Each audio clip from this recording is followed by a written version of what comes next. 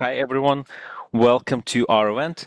So this is a series of events where we talk about the role of AI engineer. I apologize for the lamp. Yeah, I know it's annoying, but when I start sharing my screen, it will not really draw any attention.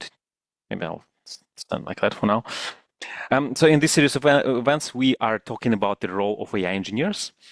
And we already talked, maybe I'm going to share my screen real quick because maybe it's easier. Just 1 second. I need to figure out a few things before.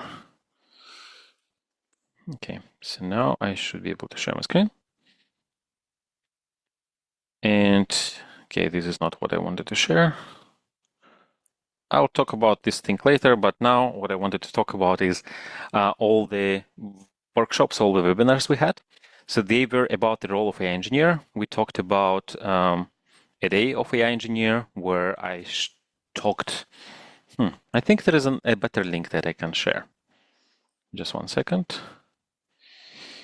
AI engineering field guide. I sent you the link to this GitHub repo already.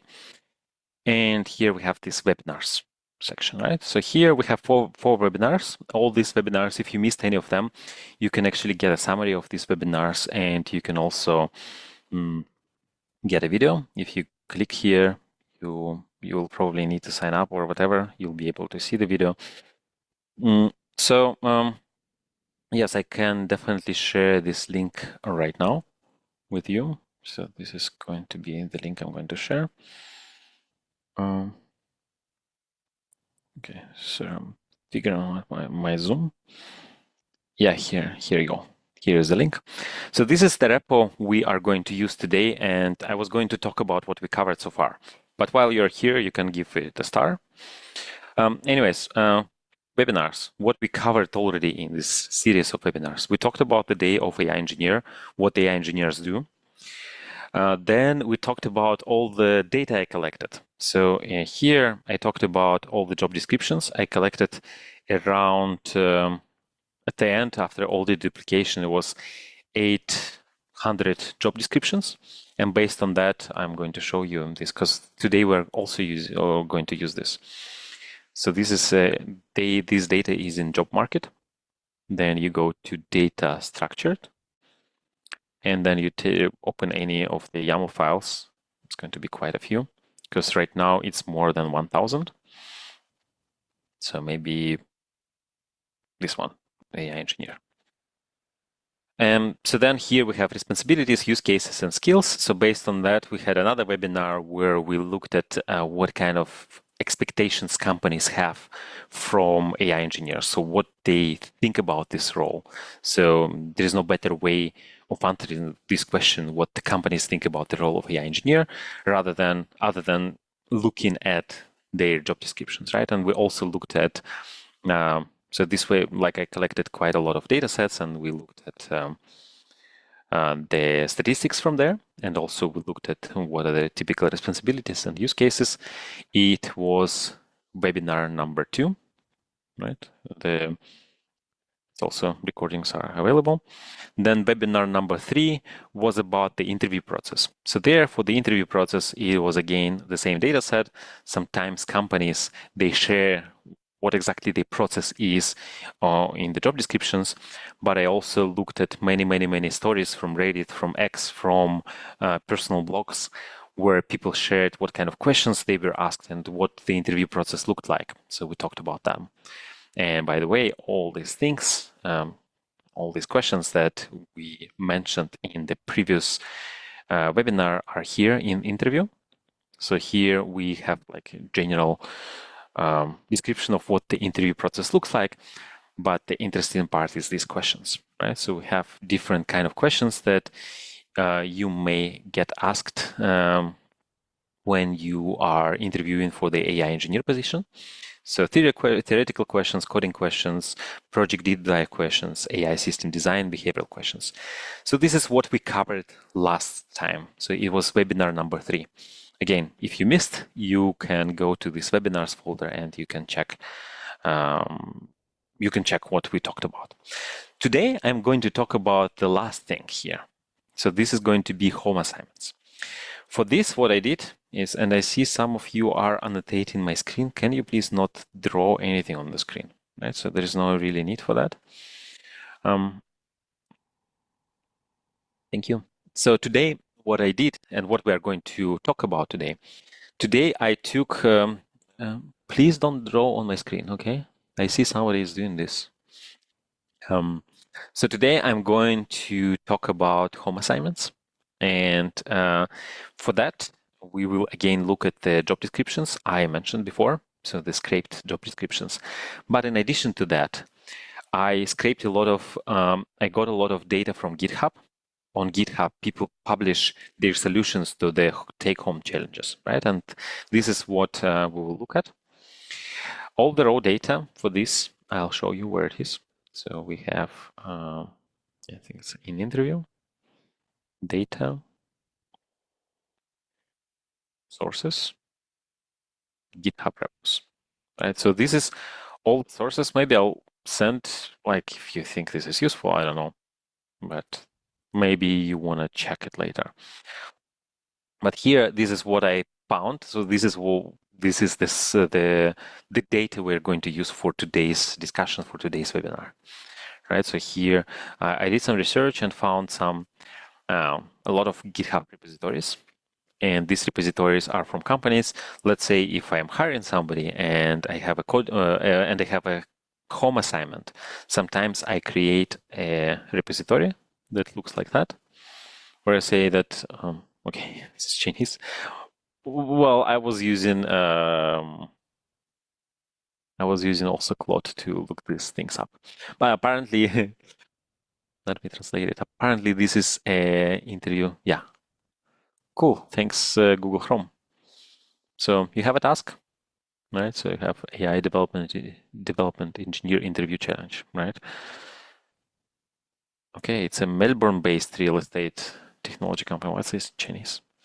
But anyway, so this is the source, right? And I was very lucky to get Chinese, it in Chinese.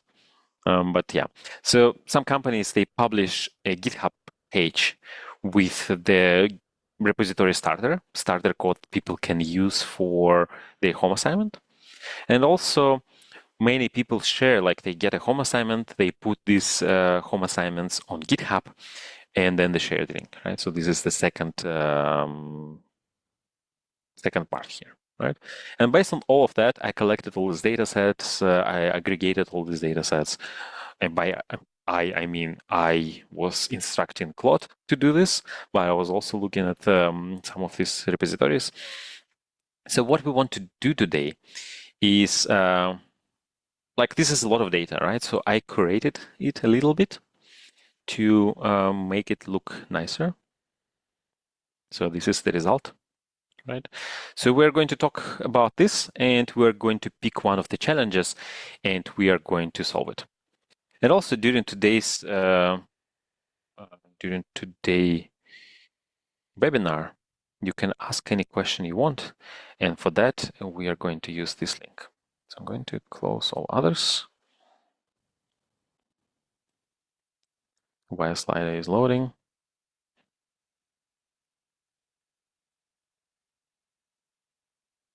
Okay. But I already shared with you this link.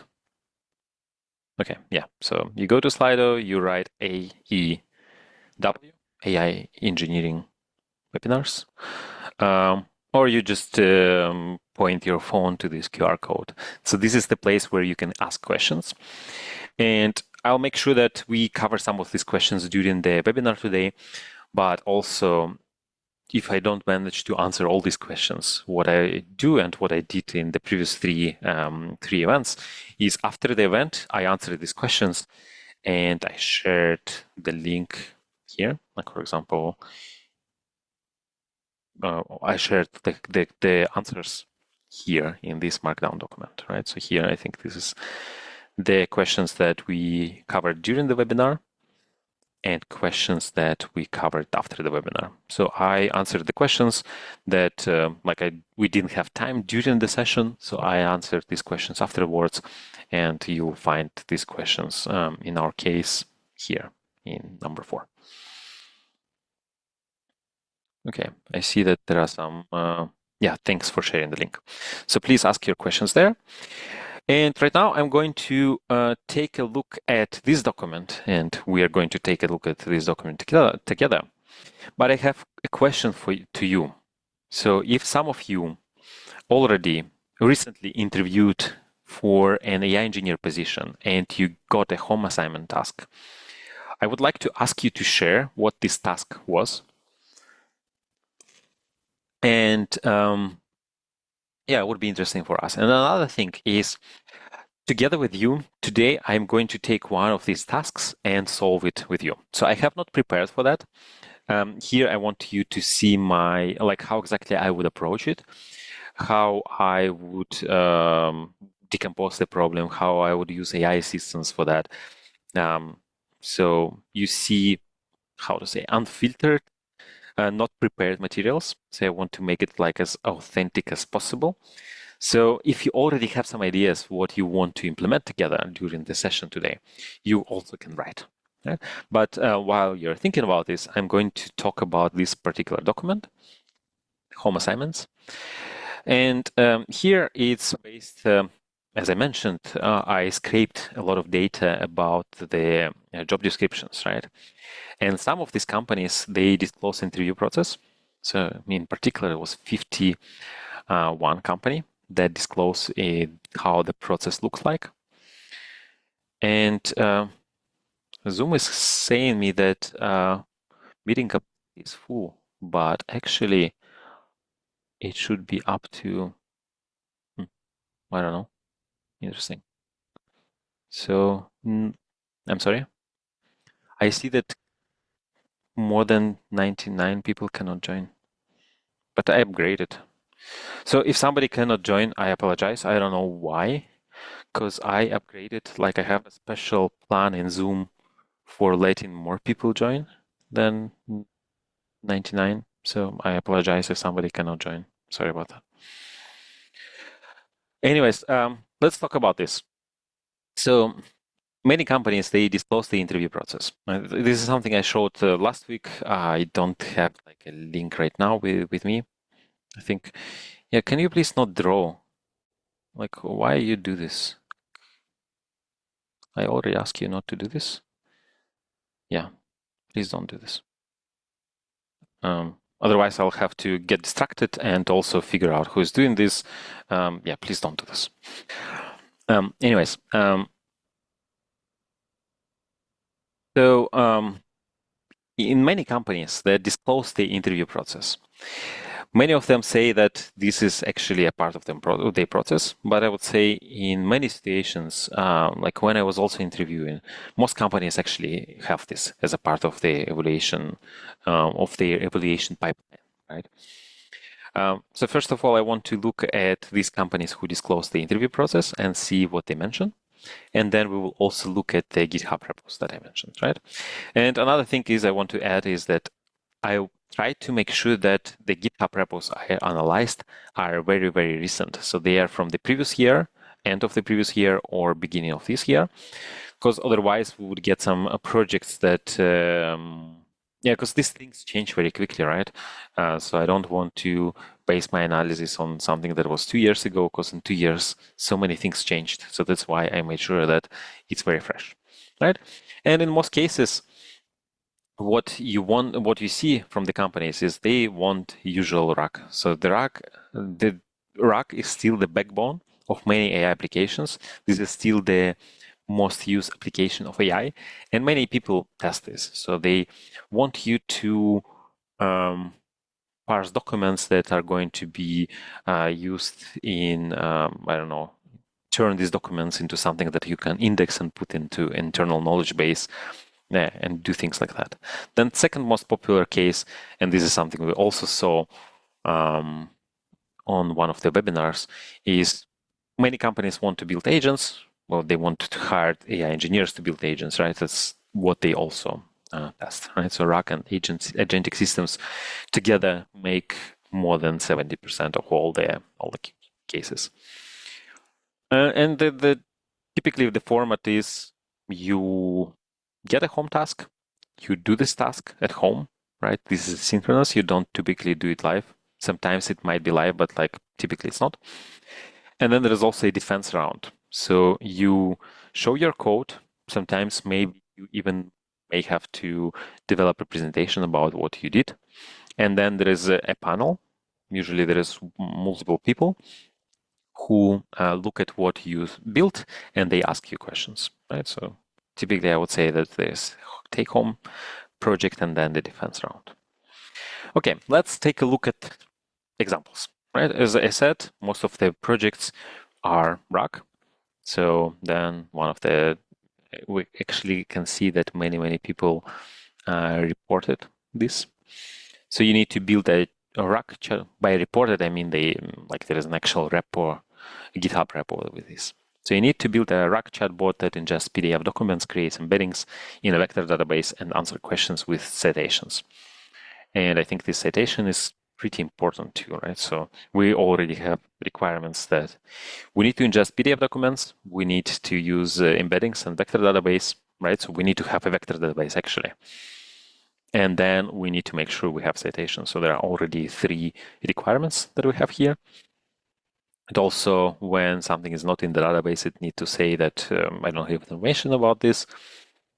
And this is, as I said, one of the most popular common ones, right?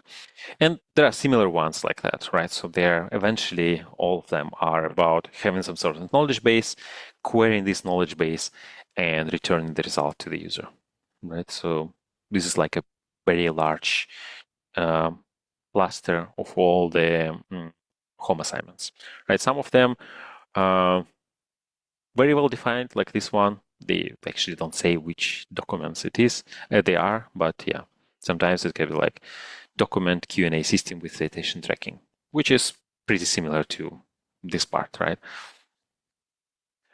Or another interesting example is refactor an existing messy RAG application into clean architecture, right? So you already have a RAG application, now you need to refactor it, which could be pretty interesting. Second big cluster is agent and tool calling. So here you need to build some sort of assistant.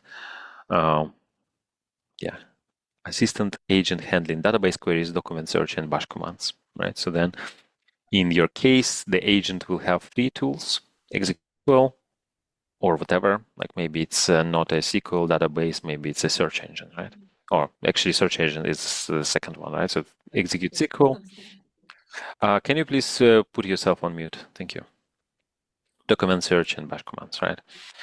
Or here, like an agent should be able to access monday.com. I think this is a project management tool. And this is how it looks, right? So I don't think it makes sense to read any of them in details.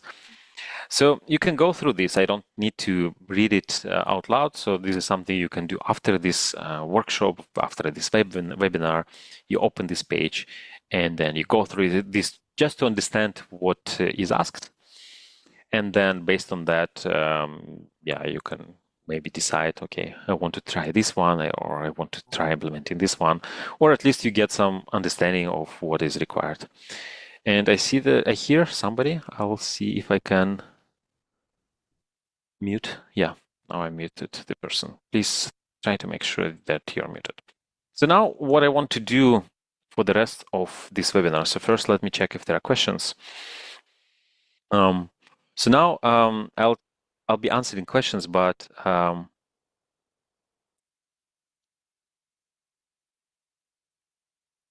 yeah, like maybe what you can do is if you have some preferences of what you want to solve together, because we will have approximately 1 hour, and this hour I want to spend on actually building something together.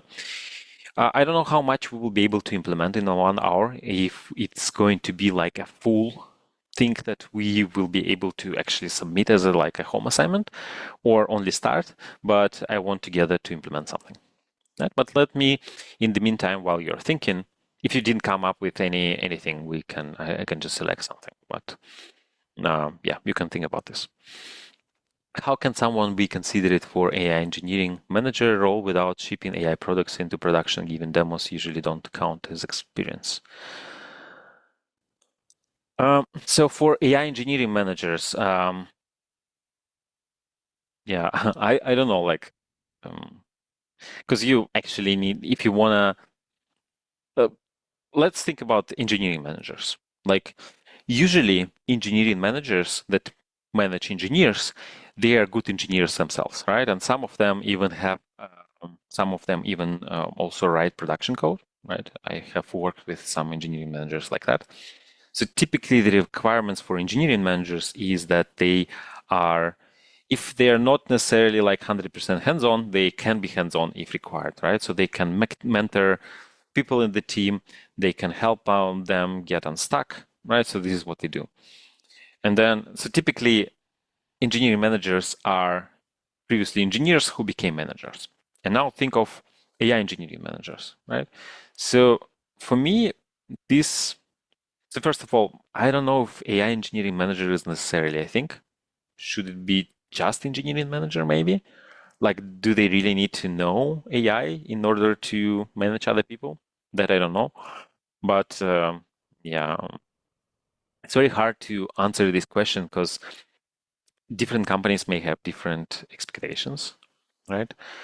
Uh, and how many companies actually require AI engineering managers? I think in most cases they just need an engineering manager, not AI engineer manager. But as I said, engineering managers are engineers, right? So you need to have engineering experience. But if the company is specifically requiring an AI engineering manager, probably there is an expectation that this person can ship AI into production, right? So yeah. So I don't know how exactly this they can be considered, and I would speak actually to with the company. So let me answer maybe two more questions. You can keep asking questions. If we don't cover them all here right now, yeah, I'll just answer them later. Is Agentic AI part of AI engineering? Must Agentic AI engineers already be developers? Is it necessary to learn ML and data science before Agentic AI? So for some of these things, please check other webinars. Agentic AI is a part of AI engineering. I have not seen a Agentic AI engineer, maybe like very few that specifically call. So for me, AI engineer without like a agentic prefix, AI engineer should know how to create agents. And while it's not necessary to learn machine learning and data science before agentic AI, in some in some cases, AI engineers also work on ML. Right, so this is what we observed in the previous workshops, webinars. I asked, please check them, where there was actually like data-driven analysis, where we saw that in many cases, AI engineers are required to know ML. And the reason for that is because there was an existing machine learning team before they converted into AI. So these existing use cases, which are like machine learning use cases, they didn't go anywhere. They still need to be maintained. That's why AI engineers, new hires, they sometimes need to learn to know machine learning.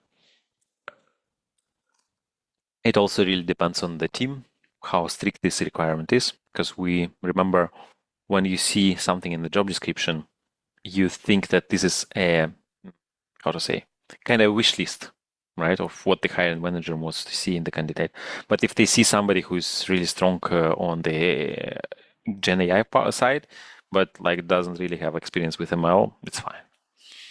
I think, right? It really depends on the case. What are the core topics to cover for MLOps? Should focus on what do you mean for MLOps? For an ML, for a person who is doing MLOps to switch to AI engineering, or so this is confusing for me. Like, should focus on RAG systems, agentic architectures, conversational AI, or do you recommend exploring other areas? So, if you wanna be interested, if you are interested in becoming an AI engineer, this is what you should focus on, definitely. I don't know what is the relationship between this and MLOps. Yeah, but this is definitely good topics. Again, I would like to ask you to really go through all the previous webinars, this, and this, and you'll find answers to these questions and also many more. Okay, so now let me check if any of you have any suggestions for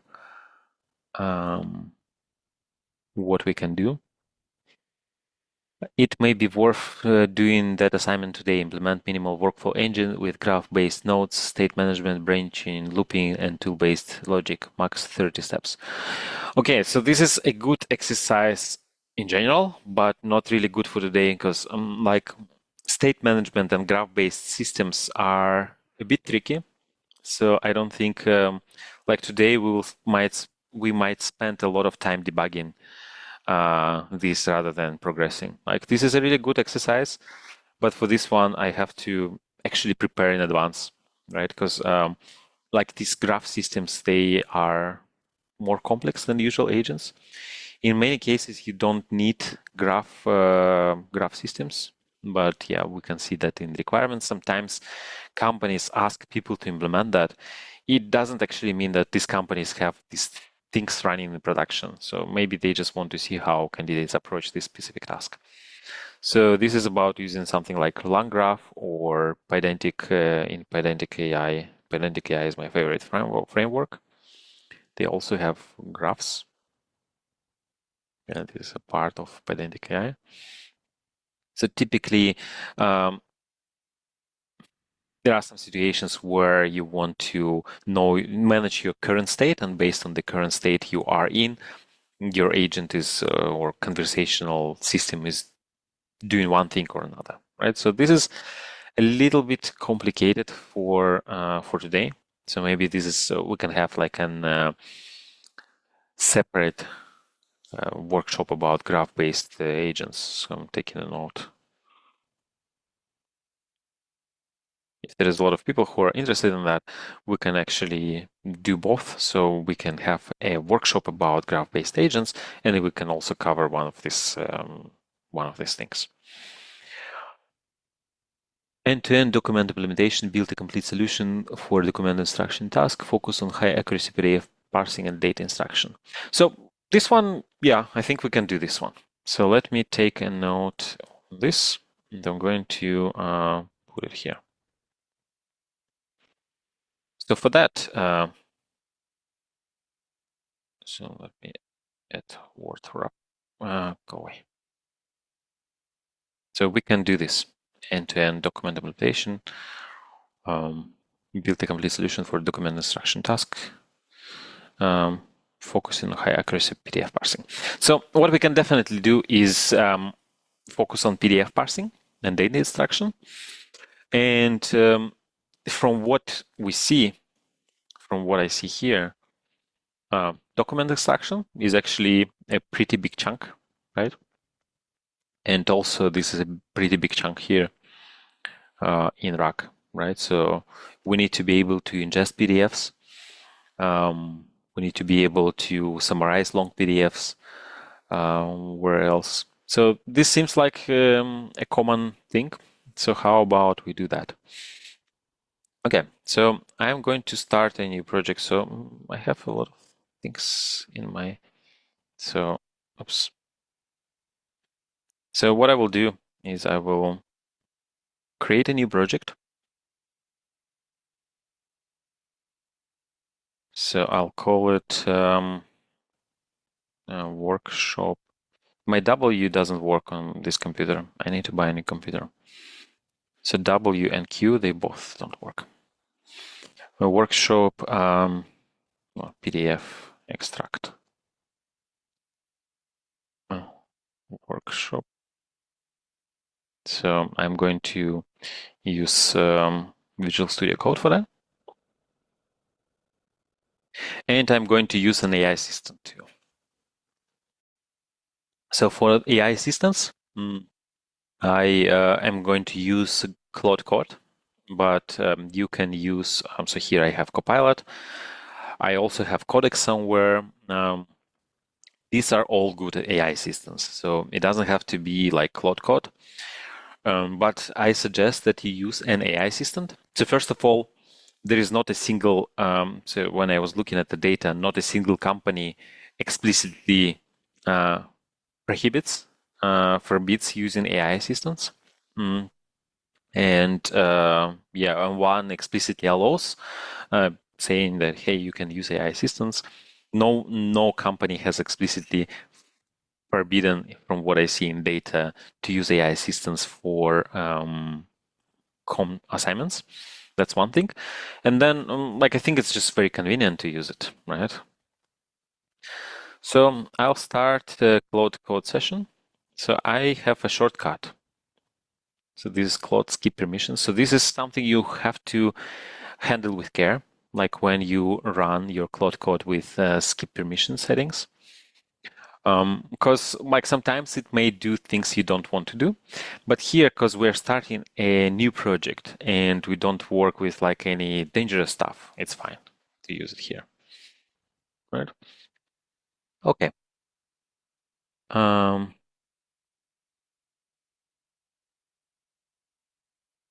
So what do we start with? So we need to find some documents, right?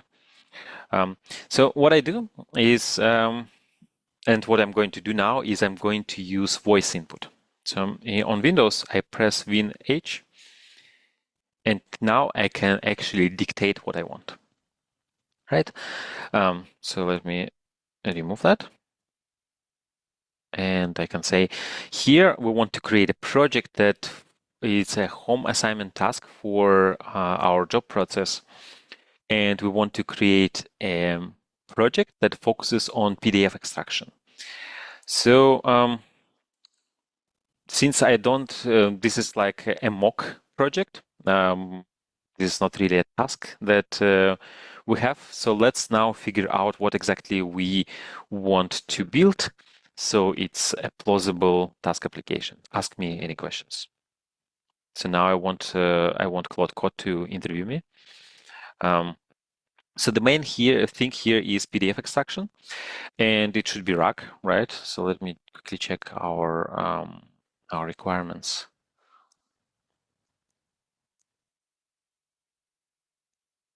Yeah, so this is going to be end-to-end document implementation. So let me actually add this to Claude too. So this is this is how it looks like. So this is the definition, the task we get. Target role, this is AI engineer, mid-level.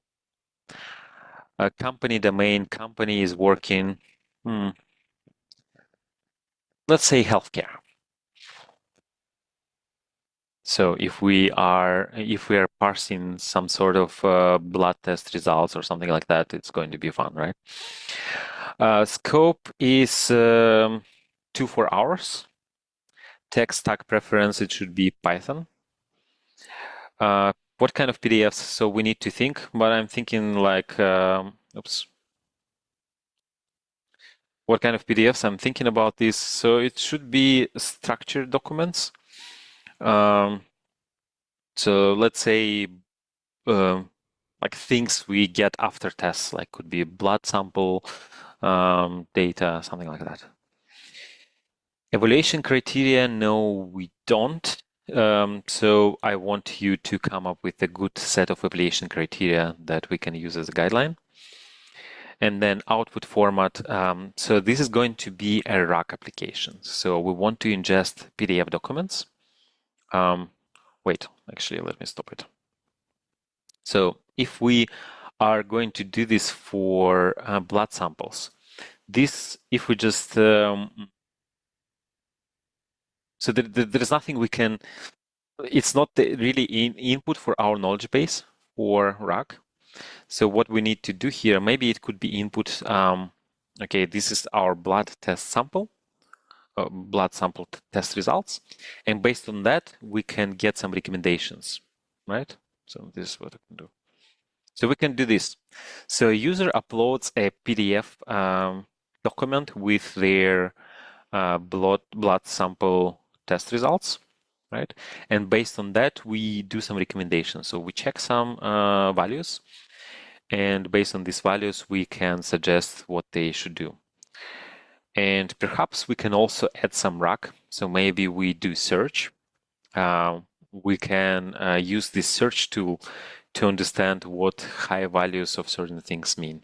So we can use maybe Brave Search API, for example, or suggest alternatives, what we can use there.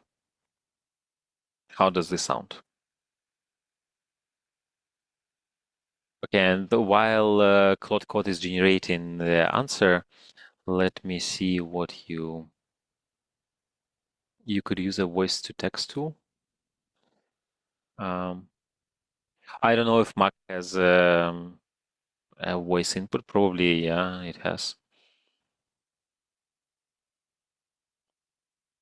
Are you going to use Claude Code as the main driver?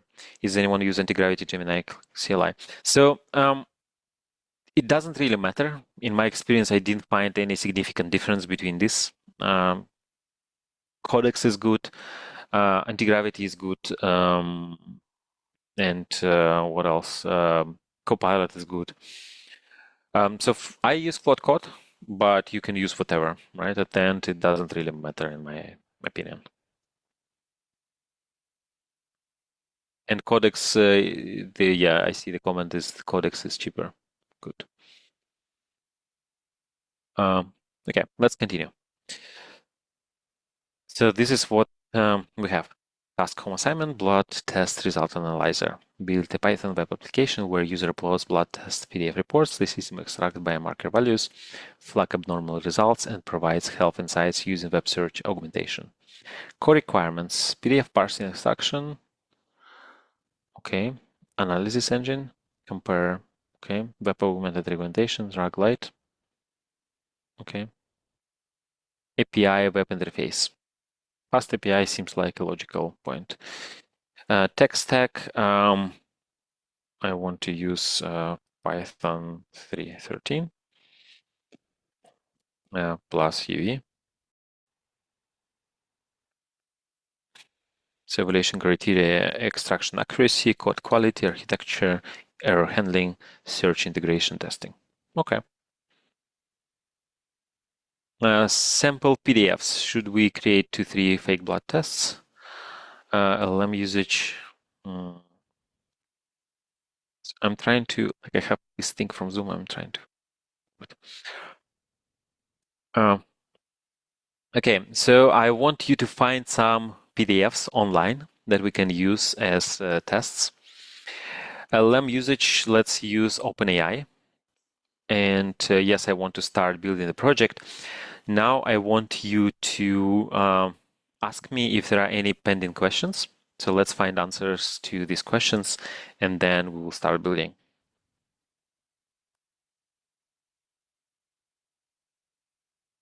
I have some blood test results too.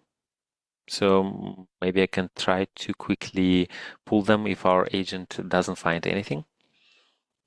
Probably like if we get this as an assignment from a company, we would actually get some samples, right? We'll probably get some PDFs. But yeah, in case we don't. Also, there was an option to generate. I think it suggested that we can generate. Yeah. But yeah, right now I'm going to press Ctrl B so it runs in background. And let me check chat.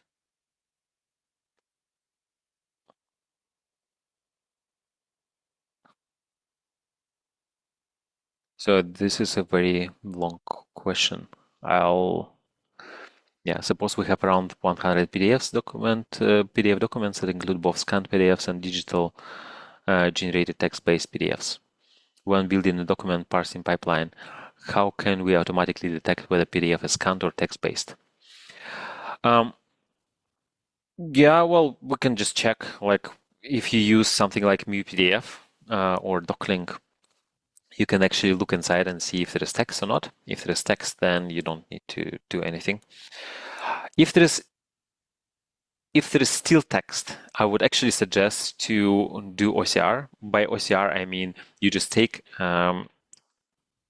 PDF, decompose it into images, and send each image to OpenAI or whatever, right? Because sometimes the text that the document has might not have all the information you need. And also, I think in December I saw skills from OpenAI. so skills from ChatGPT. And they have a skill for processing PDFs. And what they do there for processing PDFs in ChatGPT is they actually turn. Did it start working? So it actually turn. No matter what PDF you give it, it turns this PDF into a series of images and then processes each image separately.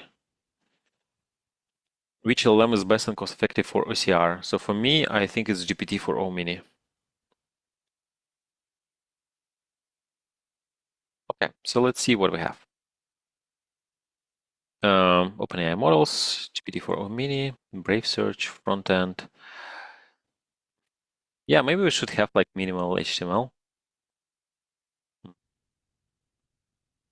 So I want to use GPT-4o Mini. Let's also have minimal HTML. So I don't want anything fancy. Let's just use plain HTML plus vanilla JavaScript. I don't want to use React or anything else. Okay. No, it wasn't typing. Sorry. For frontend, let's use HTML plus vanilla JavaScript. I don't want to use React or anything else. Let's use GPT-4o Mini. Let's use Brave Search. And let's check the layout. SRC app test fixtures. Let's also add a folder for integration tests, and let's also add a folder for evaluations, and let's also add a makefile. Okay, so evaluations, this is where we are going to keep evaluations, right? So we want to actually evaluate our system, like how well it performs. And we found some sample PDFs. And these sample fixtures, okay. Plan and then start. So I want it to enter the plan mode. How do I actually do this? I think it's okay. I don't remember how do I enter the plan mode, to be honest.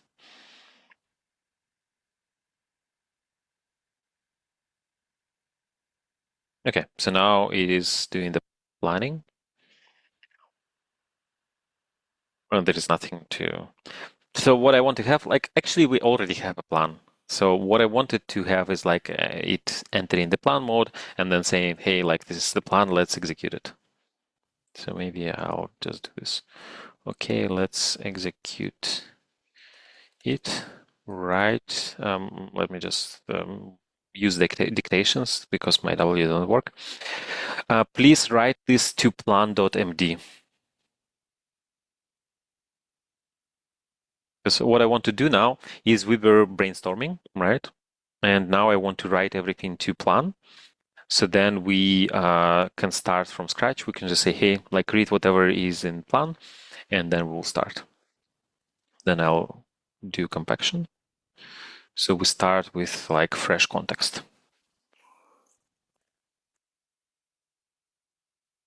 And while it's building,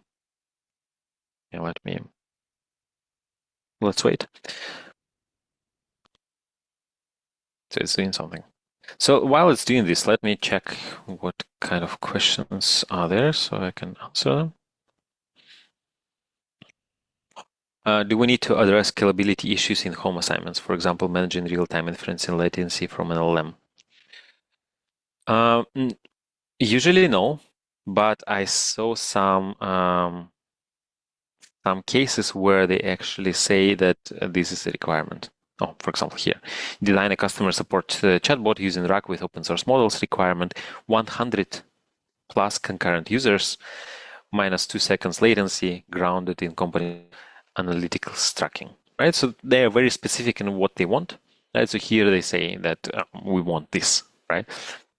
In most cases, you don't see that, right? So then I don't think this is really a big issue, right? This is something you can talk about later in defense. They may ask about this, but I wouldn't stress too much about these things on home assignment, right? So what I would definitely include in home assignment is tests and evals, like evaluations. And also I'll make sure I really work on my README. Like I think these are the important things, right? Okay.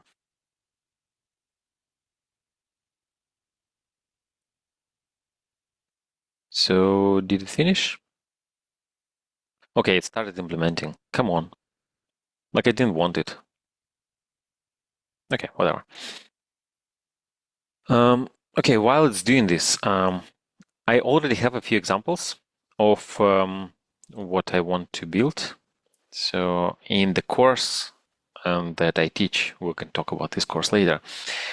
There are a few examples that are going to be useful. And these AI assistants, when I give them code that already exists, and usually they work much better when when I tell them, hey, like I already implemented something similar here, go check it, and based on that, implement it yourself, rather than for the agent to think about these things from scratch. So for example, right now, it's already creating this PDF parser, and it's like 330 lines, and I have no idea what is there. So we will see it. I will definitely check the code, but I want to say that I already worked on a project that requires. So let me just do this. I already worked on a project that required PDF parsing, so I want you to go there and check how I did it there, and I want the approach that we use here to be similar to that approach. And the reason I do this is because I don't want the agent to write the entire code, right? So I want still to have some contribution from me. Then another thing is the code that I already know that works. Like I understand it better, and I also just more certain that like this thing will work, and it will probably require less iterations later when we actually test it. So another thing is I already have an example of using Brave here.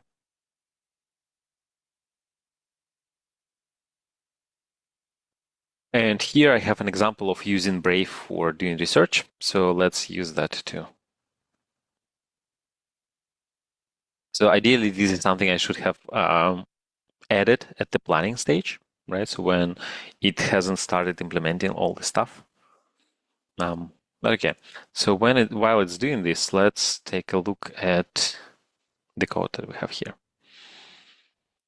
So I also want to create a git ignore, put our venv, and env, right?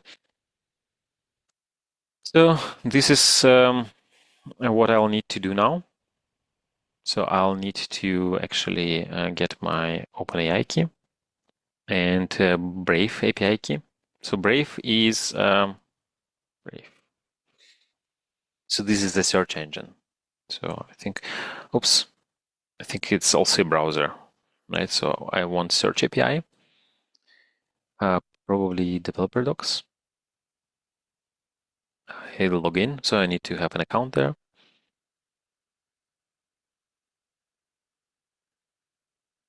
And for this project, I would focus mostly on PDF parsing, right? This is the core part. Like we want to make sure that this actually works, right? So this is where I would put most of the effort, right? So making sure that PDF parsing really, really works. And the rest is like really optional. Okay, come on. I was going to show you how to do this, but I don't want to like check the code and stuff. It's pretty straightforward to create this. Actually, I see this now on my phone, so maybe this is something I can do this quickly.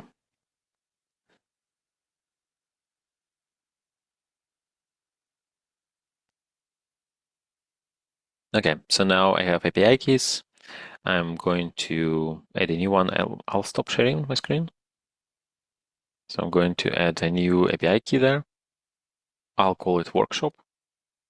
Oh, in my case, it's workshop because I don't have W. Okay, So, and now I add it to my .env. And while I'm here, I'm also going to use my OpenAI key. So I'll show you later how we can add this. But while I'm not sharing my screen with you, I'm going to use it, right? I'm going to add this.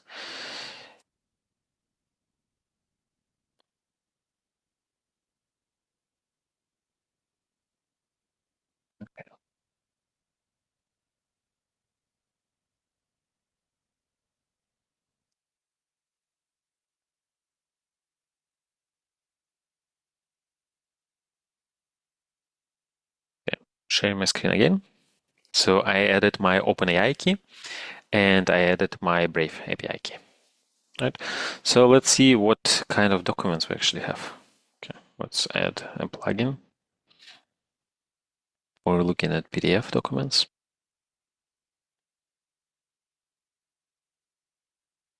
So I'm just wondering if I need to pull my own data with PDFs or not.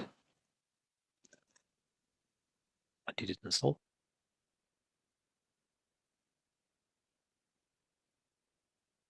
Okay, looks good.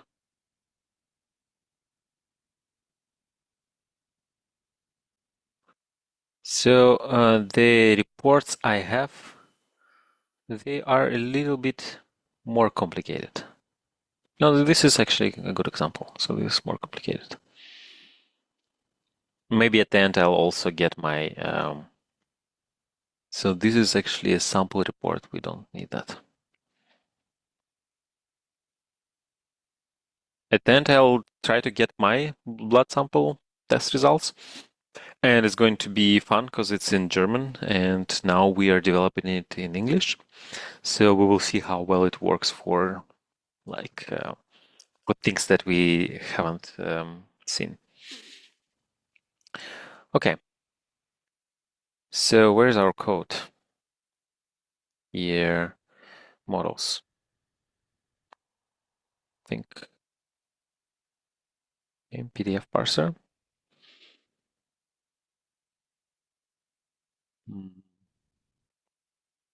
Extracted biomarkers, page extraction, extraction prompts, render page to image, classify biomarkers, extract page. So this is, it took it from this example.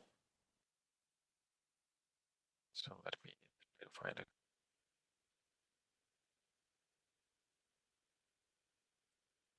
Sorry, I have this big thing from Zoom that is hiding everything. Yeah, here. So I think it was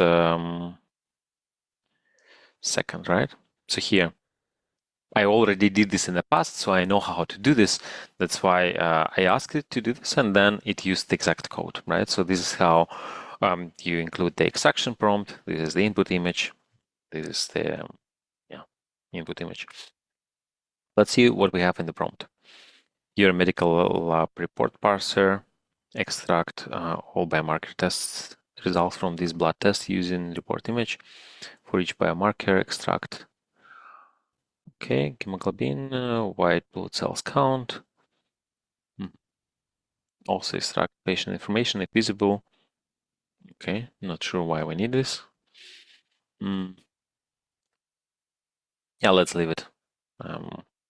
Extract all biomarkers, extract reference number. Do not skip any biomarker rows, do not hallucinate values.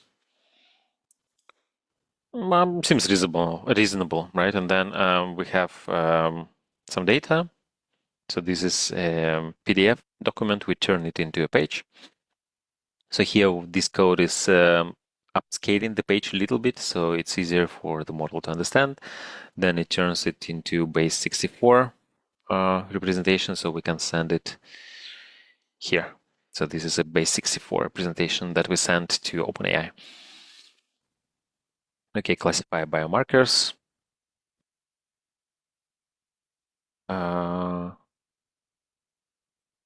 Okay, not sure why we need this. Yeah, I guess we need So because on these biomarkers, when we look at this,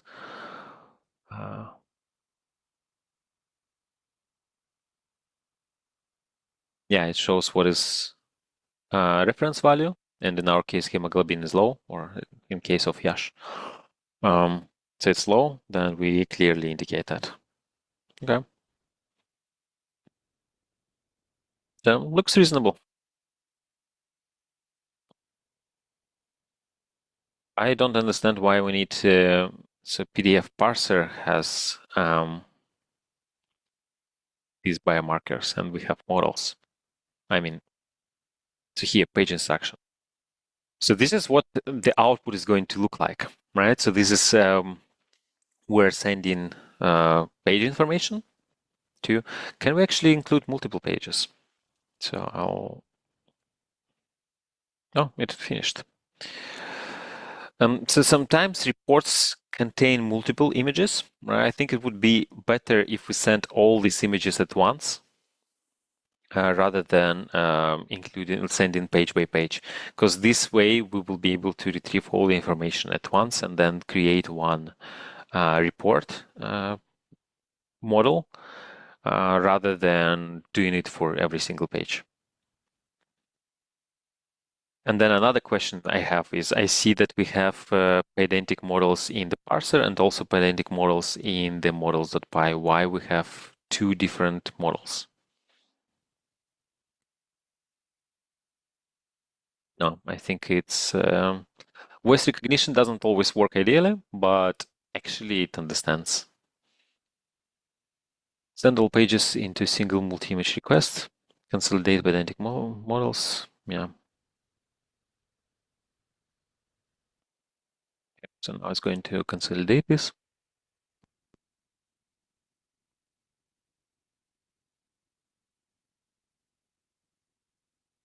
Okay, now let's take a look at recommender. I already see that it says respond in JSON format.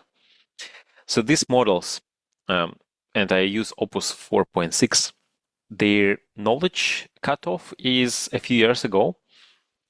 A few years ago, we already had LLMs, and LLMs already, they weren't really capable of producing structured output, I mean, in the sense that we can do today. And yeah, which is why, a few years ago, we would say the respond in this JSON format, right? But these days, we can just say you have to use this response format, right? And then you use parse instead of create. And this I'll say here.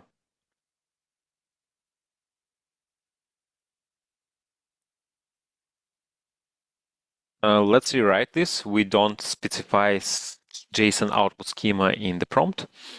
We want to create a Pydantic object, and we want to use .parse instead of create. And also, I want to use the responses API instead of chat completions API. Look it up, how to use it. I was going to say look in other projects, but I think if you just perform search, it's going to be fine. But for us, recommender is not the main thing. I think I would spend most of the time on this parser.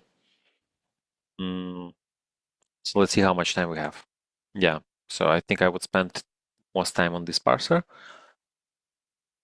And the tests that we write or evaluations, evals that we create, they should be more focused on evals, on parsing.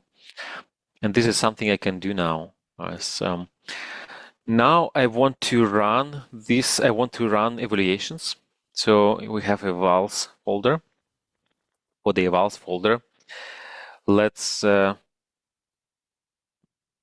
me just think about this. So should it be evaluation or should it be test? Maybe let's start with tests. So we have test analyzer. So I think, can we actually run these tests? So I'll remove all this. Yeah, I see that it's running tests. Okay, tests pass. But yeah, I'm like these tests that usually AI agents write when I don't give it specific instructions of how to write it, they're not always really good. make biomarker. So these are like software engineering tests, I guess.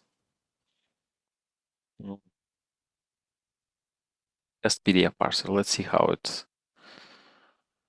Okay, so this is a very boring test.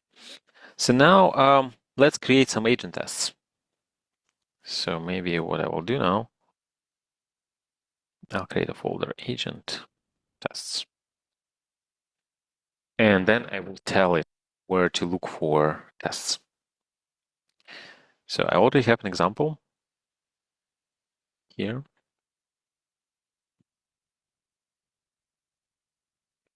I want to create tests in the same format as here. I want to create agent tests and I want to create judge tests. Let's put them into tests/agents folder.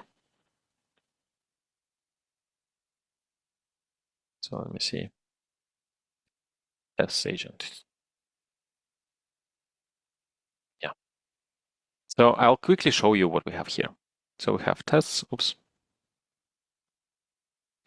We have tests that look like that.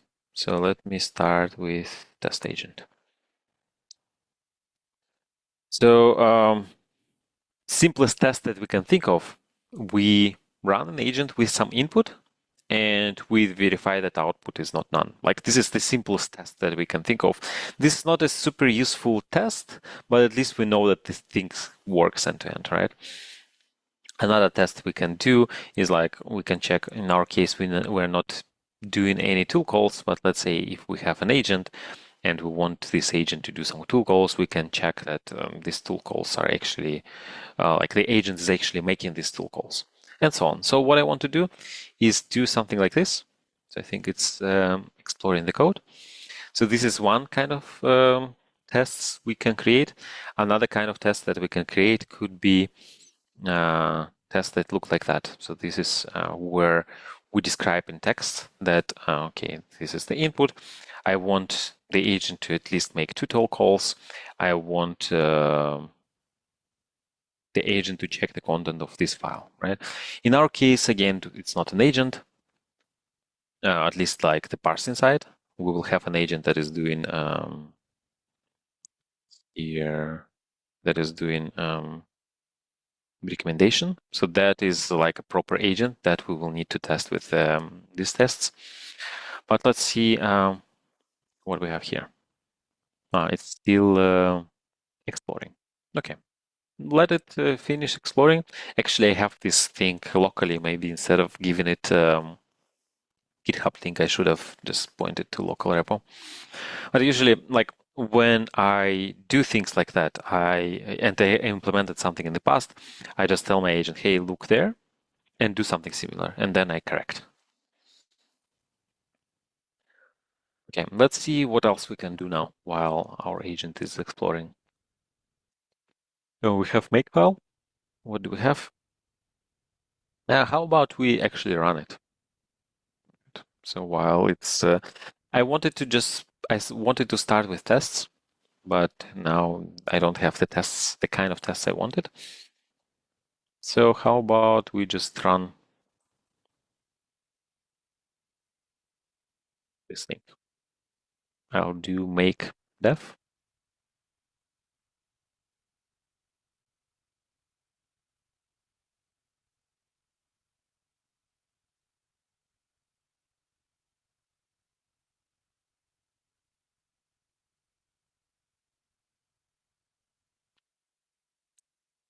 What? Shutting down?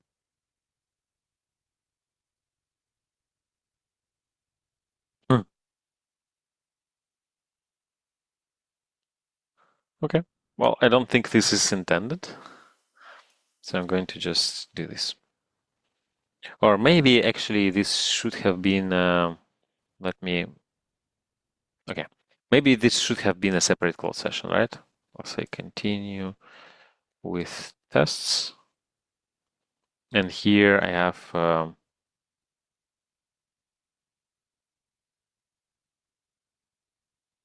like I'll let it figure out like what's happening.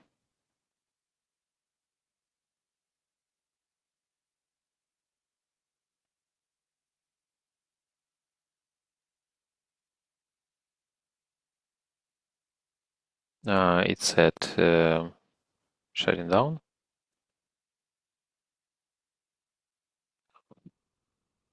What is happening? It said shutting down. Okay, I think I am very confused what is happening, but maybe it's actually running. Cloud Code also says it's running. It's 880 or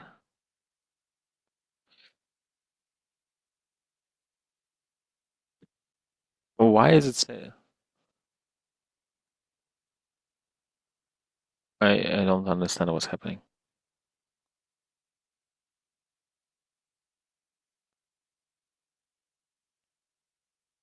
So this means Claude continue skip permissions. Oh, it's running. Okay, I'll figure this out later.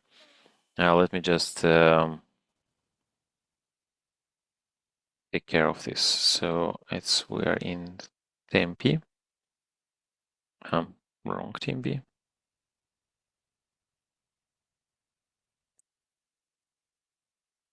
So now we have this org shop.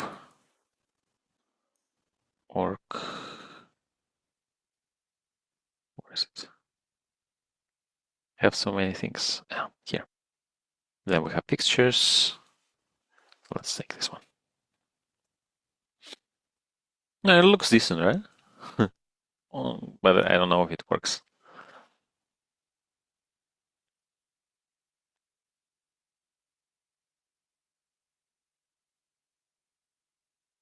So what do we have in console? Yeah, some connection failed. So yeah, it's not working.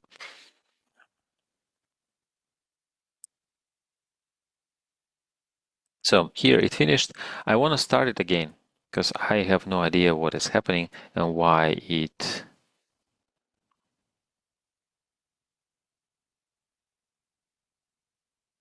all processes on 800. Because something is fishy here. So maybe it started already this because it terminated quite a few processes. Okay. Let me run it one more time.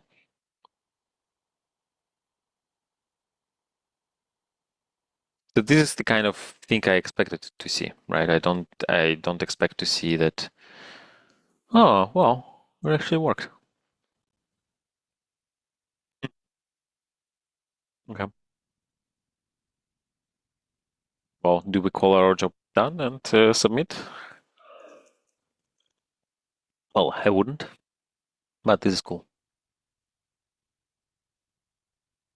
So let me quickly check if anyone is writing something. Okay. So then the question is like how good it is, right? I don't know. This is something we need to check. And this is actually something wrong window. Oh, here.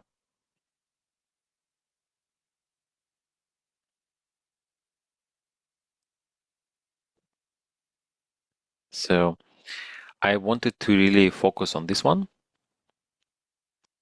So let me take a look at the models we have.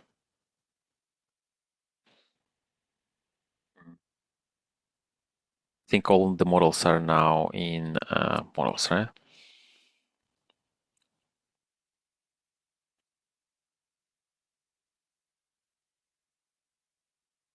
Analysis report. So what do we return? Report extraction. So we have patient info and we have biomarkers. For biomarkers, we have name, value, unit, reference range low, reference range high. Okay, so this is pretty straightforward, right? What is the difference between extracted biomarker and biomarker?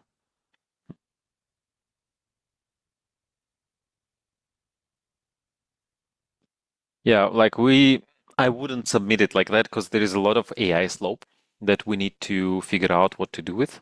right? So for example, what I mean by AI slope is like we have biomarker and we have extracted biomarker. They're exactly the same. So why do we need both, right? So I would think about these things. Right now, since we don't have a lot of questions, we have only 15 minutes left. So what I want to do is I want to create tests.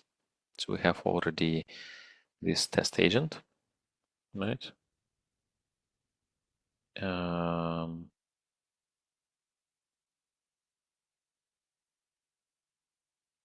What is this thing?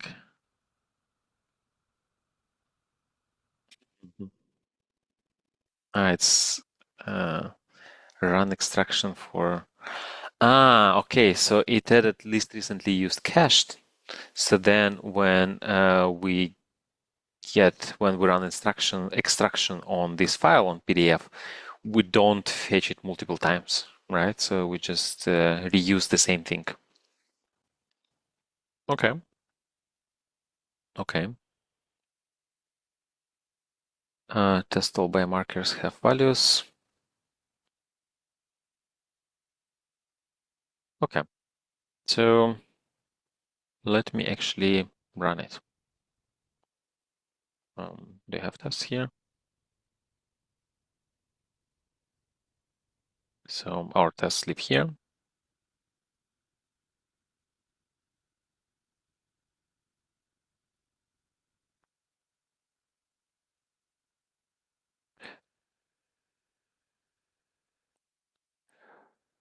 Okay, now we are running all the tests. Actually, I wanted to run just this one. Oh, I see we have a lot of errors. And the reason for that is probably because it cannot find the keys, right? The OpenAI key.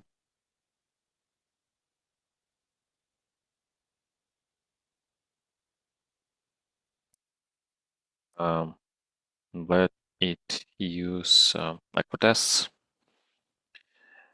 For tests that require OpenAI key, let's use python.env to load the env file and use the key, OpenAI key. I really hope it will not now show the key. Because it might see, oh, let me check what is inside, and then it will show me, it will show everyone the key. Oh, oops. So it says that .env is already.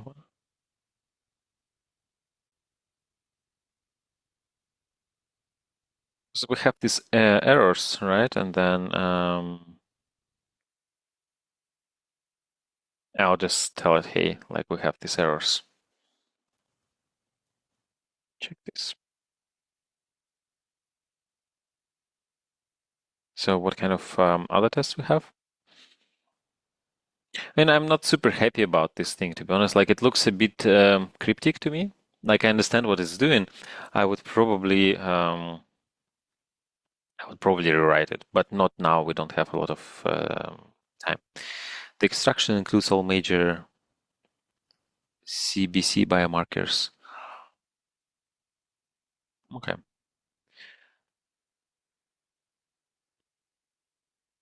It's good. I mean, like for these tests, like I would really sit down and think what each of these tests does.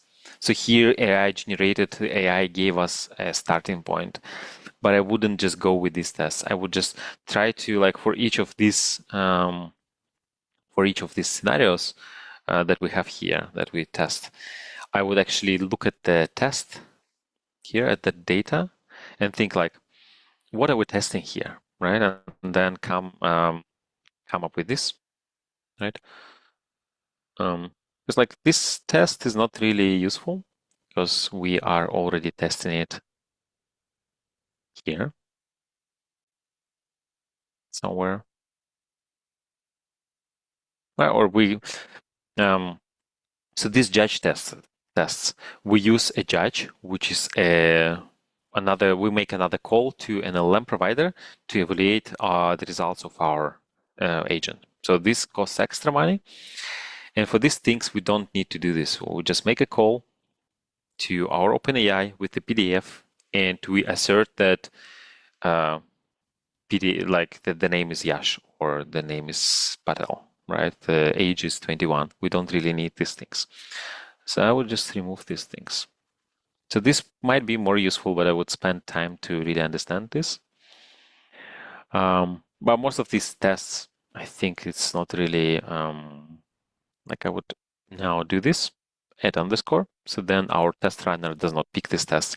And then I would try to understand what's happening there. Testing com CBC was lost. Let me re-download it. What? Okay. I don't want to use it. Let's remove it and let's remove the tests that use it. And the reason I don't want to do it because it looks like a sample report, right?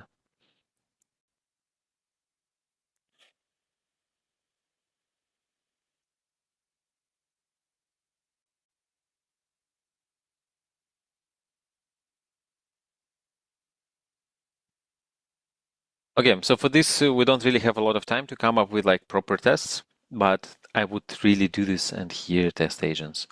So for example, here, tests I would write. Let us write at least one test together. Extract patient info. So for this one,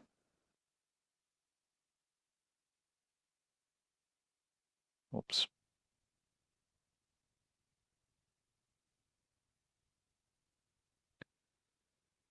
So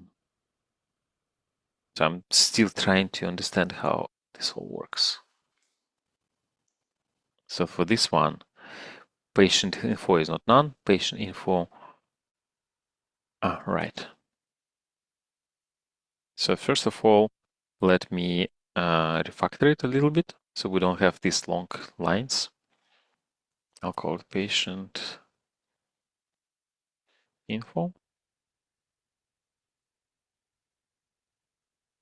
Yeah. So then, what is the name? Yash. Then Yash in, yeah, 21. And gender is, do we have a gender there? Male.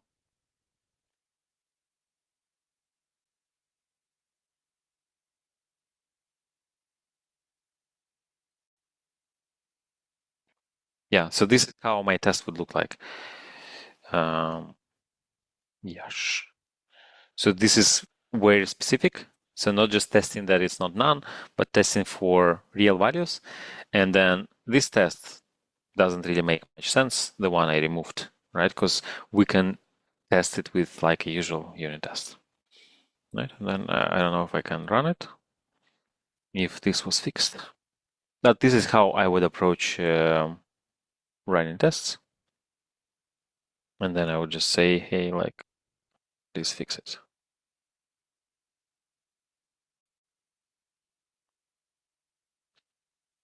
Okay. Well, this is nowhere near to be ready, right? So it still requires a lot of polishing. So let's assume we finish tests. I want to also think about evaluations. So for evaluations, we need to collect. So what we do for evaluations is we, maybe I just do this.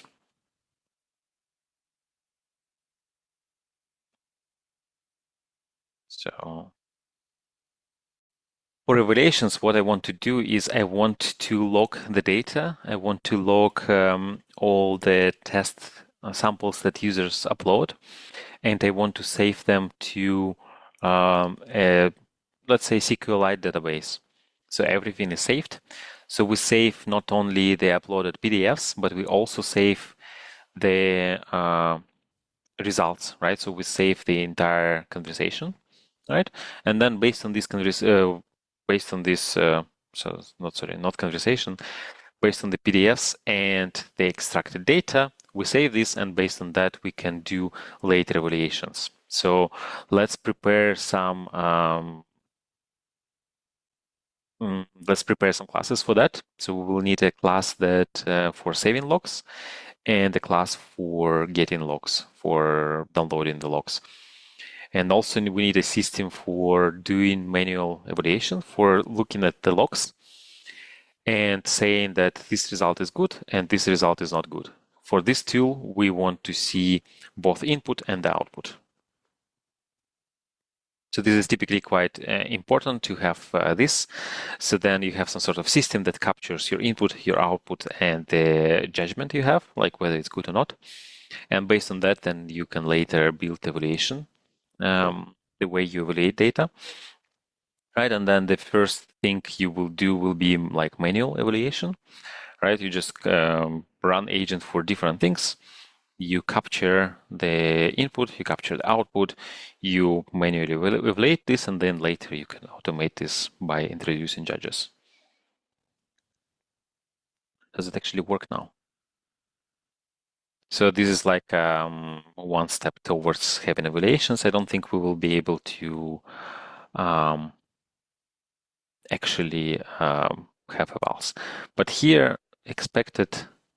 So this is more like tests, right? So what the model created. So this is more like a test, yeah. So based on that,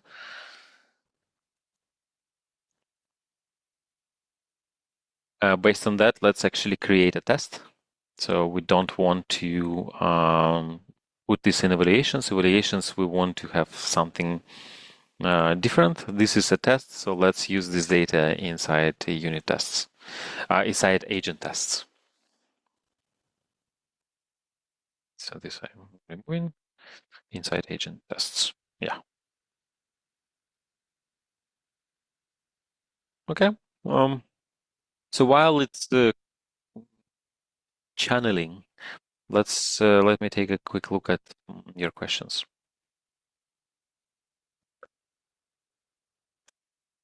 There are many questions that are not super related to what I'm talking about right now, so I can answer this questions later. What are your expectations from market skills? Oh, this one is interesting. How we can best prepare for the follow-up deep dive after the take-home submission? What should we avoid? How important is the code compared to system design? So, system design is one of the steps too. You will not necessarily be judged on system design in this round and in the like this panel discussion afterwards. So for system design, typically there is a separate round for that. We talked about this on the previous webinar. But how to prepare for the deep dive? So things that I was talking about here, like all the decisions I made, we should document these decisions. So actually, I can ask Claude, hey, analyze all the questions I asked and all the things we discussed. And let's create a file called decisions.md, and you write down all the decisions that we took while solving this challenge. So then later, based on this document, we can create our presentation slides. So, and then I would just, like all the decisions we make, I would record, right? I would put them into a document. And then this document will serve, first of all, as a log of what we do. So then later you will not forget. And you can also, I don't know, use a piece of paper for that, right? Also quite helpful. Also git commits. So right now I'm not committing because I forgot. But ideally, like every time you have like a iteration, you should ask your agent to commit and make proper commit message. So then you can also trace all the decisions that we made. Yeah, like things, for example, at some point I decided that we do So this is not an evaluation, right? So, okay, maybe this is not a very interesting example. It renamed it back. I don't want it here.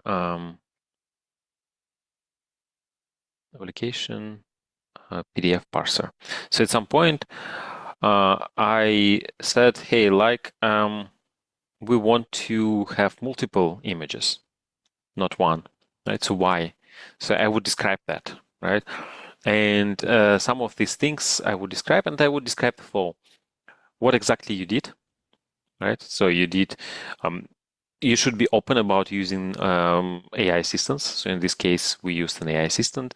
You should describe exactly how you approached it. So how you started how you came up with a plan, how you executed, how you controlled your agent. Mm, then the decisions you took, like you saw, this is the output that the agent created and you corrected it. Mm. Yeah, things like that. I'm just looking at this ground truth in agent tests. New tests, check all the markers found, values match, precision, recall. Okay. I'm not really sure what exactly it was doing there, but it seems good. Yeah, I would need to really check this. We don't have time for that. Like, I think per session where we do an end-to-end example, home assignment, where like at the end there is something working, it would require more, way more than 1 hour. Mm. Yeah, and then I would describe also the evaluation process. Like I'm coming back to this. I would explain how I went about collecting data, how I went about logging data, and how I went about evaluating data. Do we already have an interface for evaluating data?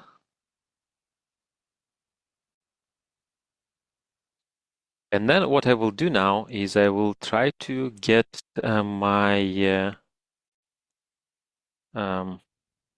my own blood sample. So I'll stop sharing. I'll go and download it, and we'll see how well it works. While it's not necessarily like not necessarily the final result, but I'm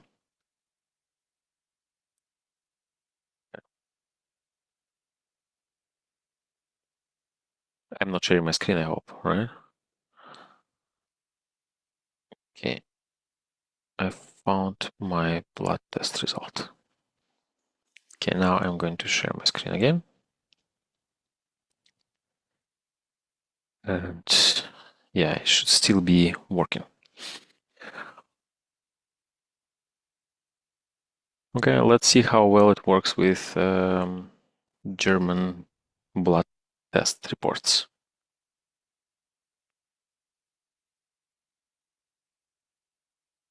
Yeah, taking some time. So maybe here it should be like a bit like if we maybe for home assignments it's not that important, but like if I'm a user, I want to have some interactivity here because right now I have no idea. Is it working? Is it stuck? Like, is it actually analyzing something? And like, do I even see this in logs? I don't know. But what I want to check next. Last time it worked, so probably it will work now too. Okay, I cannot really type a review. It finished. Okay, so for gender it used the German word, which is fine, I guess. Collection date, was it that? Yeah, I think it's correct.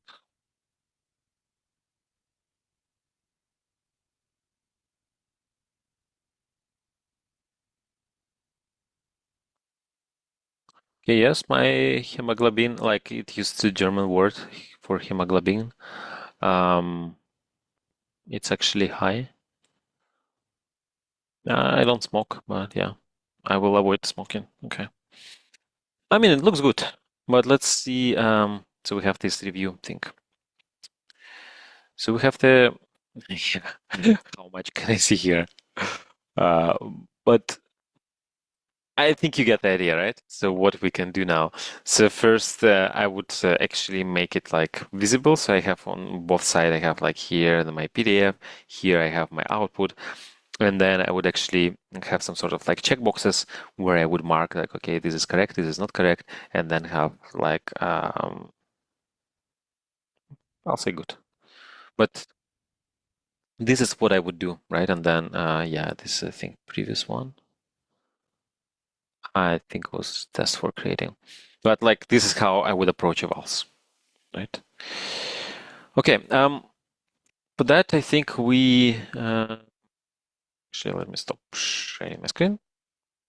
So I hope it gives you like an idea of what you can do. All right. So another thing that I would definitely add here is I would really work on my README. In this README, I would document, I would make sure that if somebody who has never seen my application, will they be able to run it? Right. So they will need to have all the information that they need in order to run this application. Like how do they get the keys? How do they set up the keys? Like these API keys, right? Then how do they install? Like how do they make sure the dependencies are loaded? How do they run the application? Um, how do they run tests? What is the folder structure? Things like that. How do they run evaluations? And then when you describe how to run evaluations, you actually show that there are evaluations. And when you describe how to run tests, you show that there are tests. Then you can also describe the tests that you have. You can describe the evaluation process, that it's manual with this and these steps. Mm. You can also describe improvements. You can say, hey, like I only spent 4 hours on this. I couldn't spend more, but these are the things I would, given time, these are the things I would do. And what would also be really cool at the beginning, have a very short, concise summary of what this application is doing. And also have like a small video. You can use, like in Windows, it's snipping tool. The application is called snipping tool. You can use Loom, you can use anything you want, but record a short 2 to 3 minutes video about this and include it in the README. Like this will be like it's very easy to do. It's not taking a lot of time, but also it will make your README really stand out, right? And then if you include these things, maybe you can also think what else to include. And after that, like you probably also use an AI assistant for doing this. I would recommend really checking this README and polishing it yourself, editing it yourself, because this is the most important deliverable of your project. So this is what the first thing that they people who evaluate, this is the first thing they are going to look at, right? So you need to make sure that this is really good, that this is really mm, yeah, readable, right? And then if you just ask what code to implement this, I don't think it will be like good quality. So, and what I always do is for me, I don't like bold formatting. So let's say if I open now README file, do we have README file? So I'll ask Cloud Code.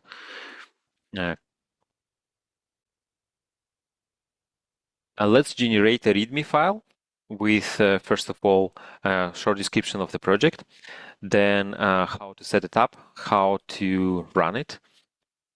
Yeah, let's do that. So it will create something quickly, but you would need to spend like 15, 20, if not more time editing this document. And yeah, I just want to show you the README before I'm not sharing my screen, right?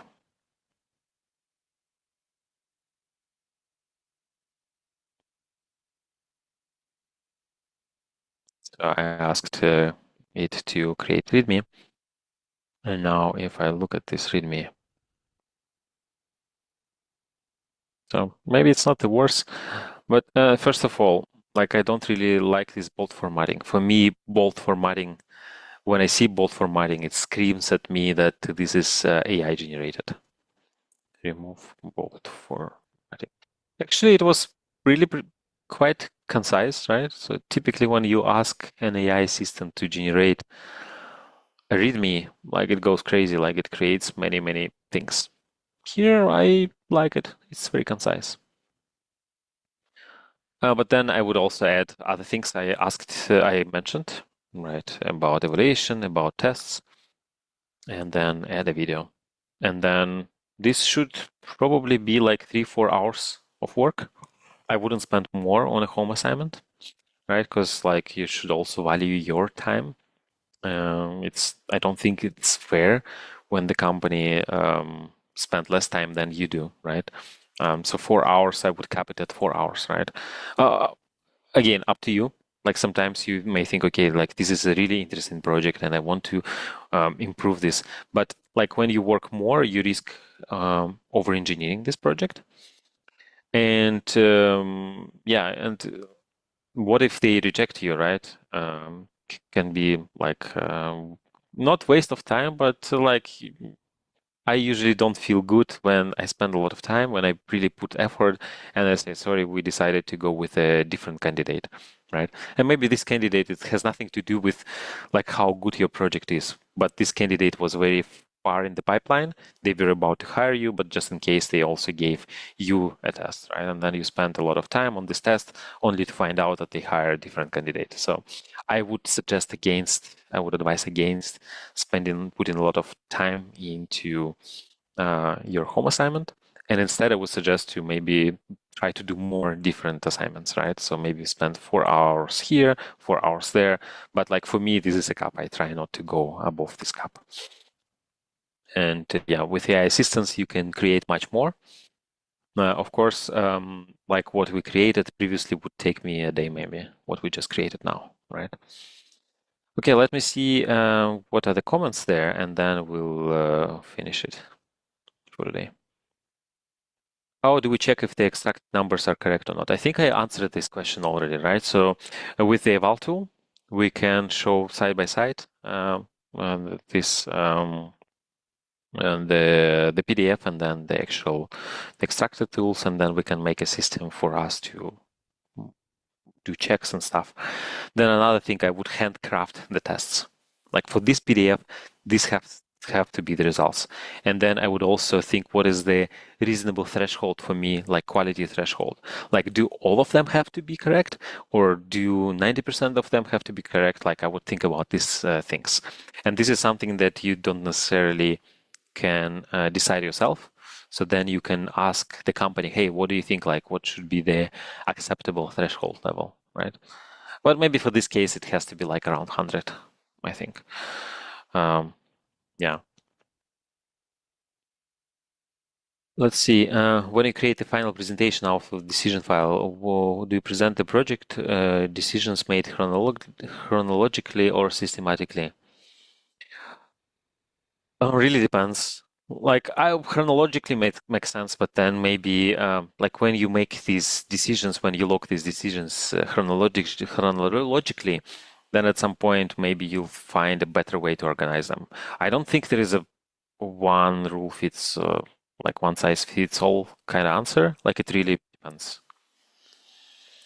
Where can we find all webinars on the Git repo? Yeah, thank you, Valery.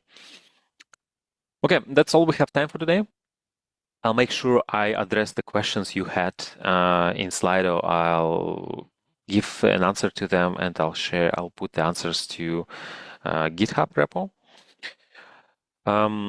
Yeah, with this code that we created, if you're interested, I can also push it somewhere, but I don't think that there is much value in that. I would more focus on the process, like how I approach it rather than the actual code that we produced, because I myself didn't write much code, right? I just say, hey, this is what we do. You can check this thing here, you can check that thing there, and make sure we have tests, make sure we have evals, evaluations, and yeah, that's what we did. Okay, that's it for today. Thanks everyone. I hope you enjoyed it. I certainly did. Did I talk about the course? I think I mentioned that there is a course that I teach. So if you like it. Let me just quickly share the link. Yeah, I'll actually send you the link later. But everything I talk about here, we actually cover in the course. So I'll just send you the link. If you like it, I'll also include a discount code. So you can join the course and you can learn more about AI engineering. And we're building things like that because I asked Claude Code to include some of the things we built in the course. Yeah, so check it out. And with that, I finish. So thanks everyone for attending and enjoy the rest of the week. This was the last event in the series, but if you have some ideas what you want me to cover, and I'll probably have more ideas like about portfolio projects, one of the ideas I have, maybe something else. So if you have some ideas what I can cover, let me know somehow. Just reply to this email that you'll receive from Maven. You can reply to that email and let me know if you have any suggestions. Okay, that's it. Bye everyone.